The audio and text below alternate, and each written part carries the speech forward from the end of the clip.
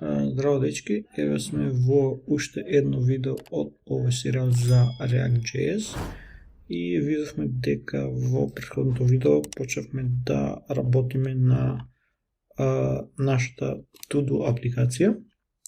Да стартуваме уште еднаш да ја погледнеме.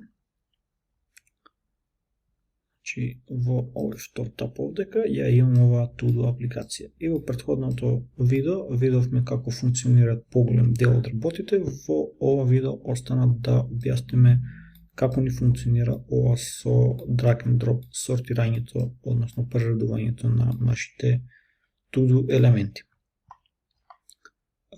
Како што спомнав во претходното видео, значи го користам овој пакет, npm пакет React Sortable Hook HOC High Order Component. Што ни е High Order Component? Значи тоа ни е компонента која што ни враќа некоја друга компонента. Значи не е компонента, односно функција која што ќе ни преработи некоја наша компонента, која ќе кажеме, и ќе ни врати преработена таа компонента. Значи ќе ви става линк да прочитате нешто повеќе за High Order Component. Значи како да го најдете овој пакет? Одите на Google и едноставно го пребарувате ова. React Sortable HOC и првиот линк кој што ќе го најдем од GitHub ми е токму тоа. Имате овдека пример како се користи. Значи јас го имам следено овој пример за сето да направам ово сето да ми функционира. Имате овдека команда како да го инсталирате. Напомнам install react sortable hook .save и тоа е тоа. Па да се вратиме во нашиот код. Значи кој што гледате на почетокот импортирам две функции од овој пакет, sortable container и sortable element. Овдека пред значи мојата компонента, пред дефиницијата на мојата компонента, надвор од иста, каде што ги импортирам сите работи кои што ги користам, што гледате, креирам две константи, sortable container и sortable item. Во sortable container, значи за вредност му велам, ќе ми биде се што ќе ми врати оваа функција, sortable container. Оваа функција која што гледате овдека внатре, како атрибут ми прима друга функција, која што за параметар прима props, значи некоја компонента е, и од props го вадиме со помошта на оваа синтакса, го вадиме children. Ова погледавме како ми функционира со закривени загради. Велам дека од тој параметар што ми го прима оваа функција ми треба само children ќе го извадам. И велиме дека оваа функција ќе ми врати unordered list ul со class name draggable container и внатре во овој ul елемент ќе ми ги изрендерира сите children што ги имам во оваа компонента. Докато ја видиме овдека подолу, таа компонента, sortable container, како што гледаме, таа има одреден број на children внатре. Ова е врапер на одредени children. А children-ите ми се се што ќе ми врати оваа map функција на овој to-do state и кој што знаеме ќе ми врати повеќе елементи, односно ќе ми изрендерира по нешто за секој овој објект, бидејќи повикуваме map функцијата. Че сите овие неколку елементи кои што се вратнати во sortable item ми се children на тој sortable container. И значи сите тие ќе ми бидат вратнати во еден заеднички UL елемент. Потоа за sortable item повикуваме вредност ќе ми биде се што ќе ми врати ова друга функција, sortable element, а таа од props, значи исто така како претходната, прима некоја функција. Од props вадиме value, значи има некој props кој што оваа компонента има со име value и велиме ќе ми вратиш div, во div врапнато сето тоа што е во value. Доколку погледаме sortable item подолу, гледаме дека тој навистина има value prop и тој value prop ни го прима тоа што ни го рендерира нашето to do. а нашето to-do гледаме дека ни рендерира grid item со cart компонента внатре, која што има cart header со title. Title ми содржи во div врапнато текстот од title што го имаме во датата горе, во самото to-do. Како што гледаме, сите имаат title. Каде ми избега сам, ево го. И имаме копче со текст буквата X за бришење на тој to-do item кога ќе го кликнеме ова копче, кога што гледаме на клик ја повикува делете to-do item функцијата.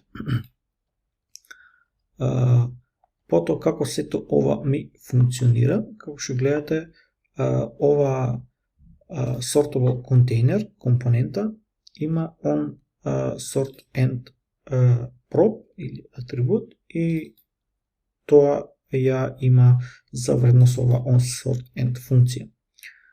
Ајде да искоментираме превремено ова on sort end функција и да видиме кога ми се повикува. Така ќе ставиме console.log и да речеме ќе печатиме некои извишници. Додиме во нашата апликација, отвориме инспекторот, инспект елемент. Може би требаше да го отворим во Chrome.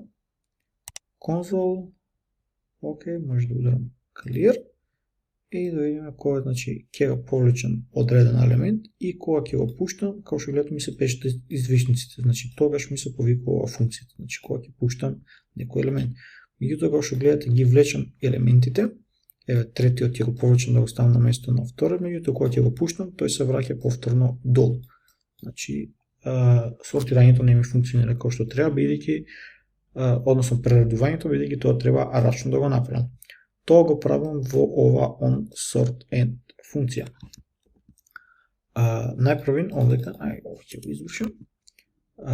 Најпрвин во една променлива привремена чувам копија од податоците што ми се наоѓаат во to-do data state. Значи сите податоци за сите to-do што ги имам овдека. Значи копија од целиот array, целата низа.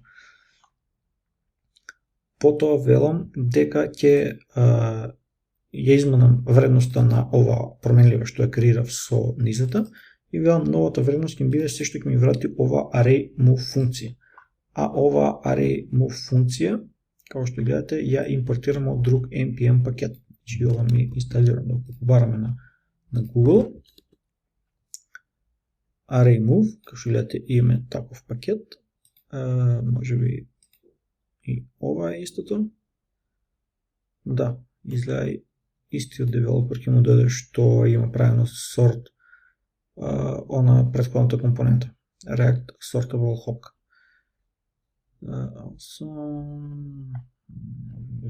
Не знам дали беше истиот, меѓутоа мислам дека не е истиот. Различен, моја грешка. Меѓутоа оваа компонента, односно овој пакет кој што лете го користите во самиот пример во ова што го користиме React Sortable Hook. Значи затоа го имам земено и го имам инсталирано.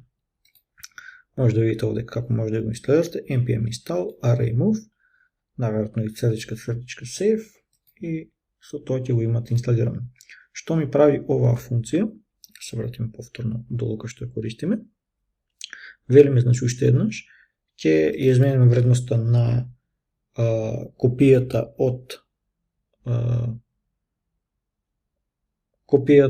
од нашите податоци, значи веројатноста ќе биде се што ќе ми врати ова array move функција.